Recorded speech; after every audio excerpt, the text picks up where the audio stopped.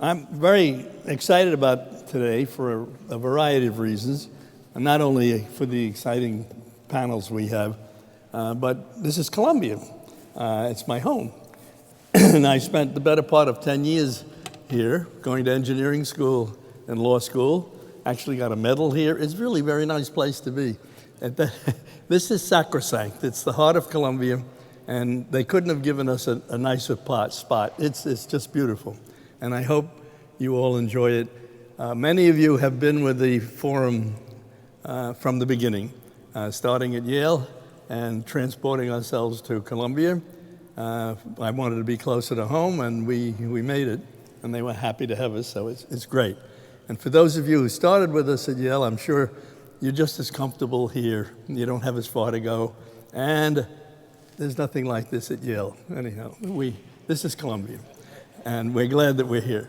Now, we have a few announcements. I have an announcement to make. Good corporate governance depends on doing the right thing at the right time. And David Nierenberg and I, who have been co-chairs of the center from Yale to here for 10 years, decided on succession. It's time. And we went to our governance committee and suggested to them that in accordance with good corporate governance, it was time for them to think about succession. And that we were ready and volunteered to do the right thing, which is get out of the way when it's time to get out of the way. So we needed a new chairman.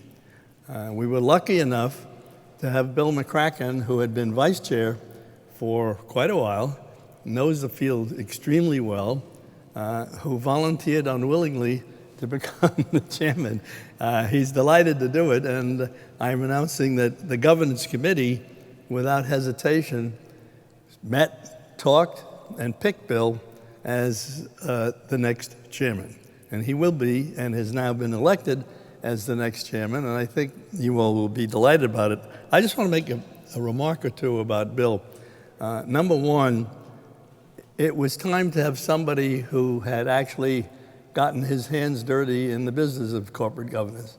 Bill has been a CEO, has been a chair, has taken a very difficult company and brought it back to life, Computer Associates. He took them at the bottom and he brought them to the top. I believe he invented the cloud. And in any event, he knows corporate governance inside out for having done that. And before that period of time, had a distinguished career at IBM. So he knows the field, and he knows the business, and he knows technology, and that's where we're going, and he couldn't be a better choice to be the next chairman. In addition to all of that, a rarity in academia, the faculty actually likes him.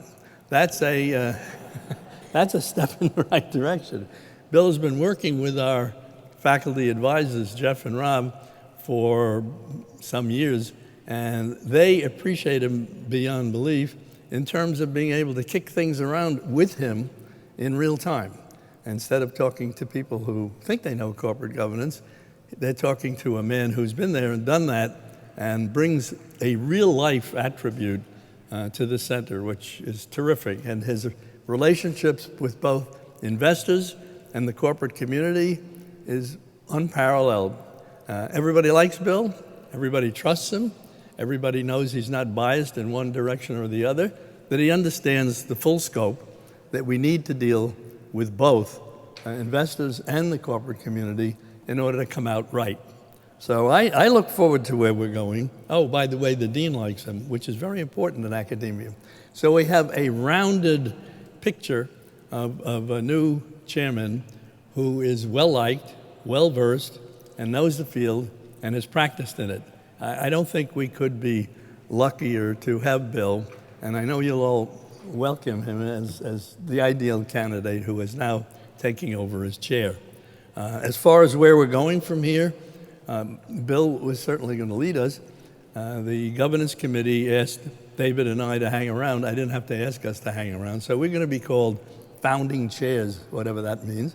But we're here, and we will continue to be associated as heavily intellectually as we ever were in the center. I'm not going anyplace. And I intend to work with Bill as his partner in achieving the new directions that we're going. And what are the new directions? The new directions are evolutionary. We came here originally from Yale to study the intermediaries, if you recall. We wanted to get to know more about who stood between Main Street and the corporate community, a host of intermediaries. Papers had been written saying it's about time to study that, and we spent our first couple of years, among other things, studying the intermediaries in a project called Crown, which will be described to you by Rob in very short order. We want to build on that now that we have a better picture and have an academic base for studying that a little further, a lot further. We can go from there to what comes next. And what comes next is to recognize that the capital markets have changed completely since governance was invented back in the 70s and 80s. It's that same capital markets. And the question is, with our new understanding of the intermediaries, how are the capital markets affecting corporate governance? There's nothing more important to think of at the moment. And we concluded that the basis of the work would be to study the role of the board. I'm not going to go into that in great length because you'll hear all about that today.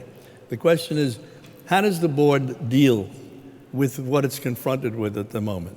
Namely, this array of shareholders, some good, some bad, but they're there. We're not going to change that, and we can't legislate it out of existence. It's real, it's there, it has to be dealt with.